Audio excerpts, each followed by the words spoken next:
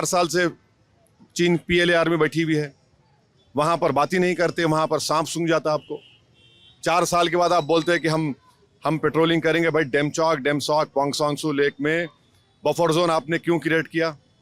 वहां पर हम पेट्रोलिंग नहीं कर पा रहे। बफर जोन में आपने चीन को, मसला लद्दाख का था, आपने अरुणाचल यांगसी में उनको पेट्रोलिंग राइट्स दे दिए, जबकि पार्लियामेंट में खड़े होकर राजनाथ सिंह ने कहा था यांगसी के बारे में अरुणाचल के चीन यूनिलैटरली तरीके से बॉर्डर चेंज कर रहा है। ये वहां पर नहीं बोलेंगे बटेंगे कटेंगे, सिर्फ जिसको अंग्रेजी में होता है डॉग विजिल पॉलिटिक्स है ये। मैं ये एक चीज़ जानना चाहता हूँ कि ये अगर आपको लगता है, मैं आखिरी सवाल है, एक तो मैं आपके जो छोटे भाई हैं उन्होंने सोलापुर की रैली की और उसमें उन्होंने नहीं, उनका एक मैं भाषण देख रहा हूँ, मैं गया था, कल गया था वहां पे मैं उनका एक महाराष्ट्र का एक स्पीच देख रहा जिसमें उन्होंने बड़े तंजिया अंदाज में कहा कि 15 मिनट अभी बाकी है। देखिए एक बात सुनिए, मैंने भी कल कहा 10 बजे खत्म करना पड़ता है। अगर मैं बोलूं कि भाई 1 बजे खत्म करना है, 12:45 है, 15 मिनट बाकी हैं, ये क्या है? आप लोगों को इतना फोबिया क्यों है? हमें नहीं फोबिया है, आपको नहीं है, आपकी जो बड़ा कबीला है उनको फोबिया है। अरे 15 में क्या है? मैंने भी कहा कल शोलापुर में, अभी क्या है बताइए आप? तो गलत है ना? ये ट्वीट करते हैं। नहीं, घड़ी देखकर वक्त बोलना भी गलत है क्या? बोलिए। अब मैं बोल रहा हूँ 12:36 हुए हैं, ओ उसने कह दिया 12:36, ये क्या बात? नहीं, एक होता है आपने बोला 12:36, एक आपने कहा 15 मिनट बाकी है और फिर पब्लिक चेयर कर रही है। देखिए मैंने कहा कि अभी 15 मिनट बाकी है और मीडिया को कहा कि 9:45 हुए, घड़ी देखो, घड़ी देखो आप। अरे हर चीज को आप लोग, अबे चील उड़ी तो बोलेंगे भैंस उड़ी, ये कैसी बात है? बोलिए आप। तो गलत है ना? नहीं तो गलत है ना?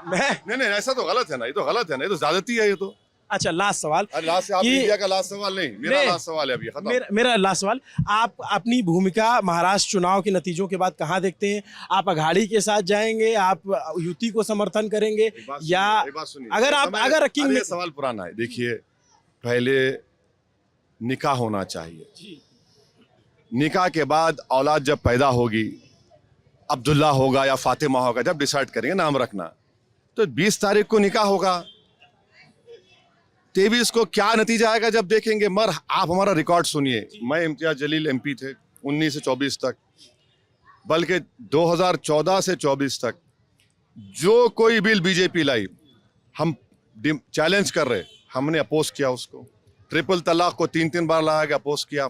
CAA के बिल को मैंने फाड़ दिया, वक्फ बिल को मैंने अपोज किया, UAPA के बिल को इंट्रोडक्शन पे अपोज किया, पासिंग के वक्त मैंने डिवीजन का मुतालबा करके अपोज किया।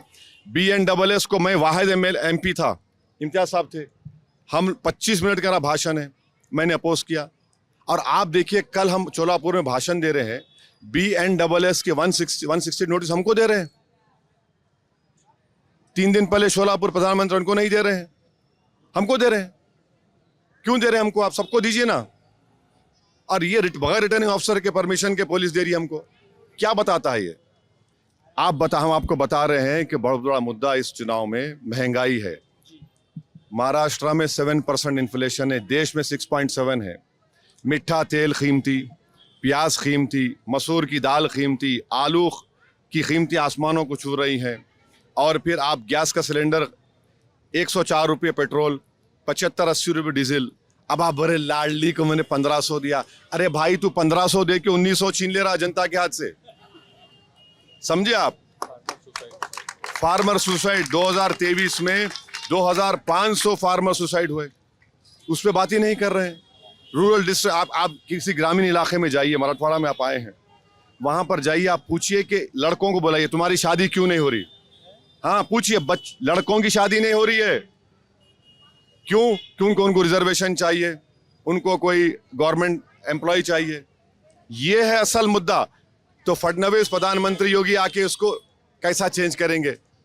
OIC का नाम लो, अरे भाई OIC जानता है कैसा तुम्हारा टैकल करना तुमको, हम वो होने नहीं दे रहे दूरी के राजनीति।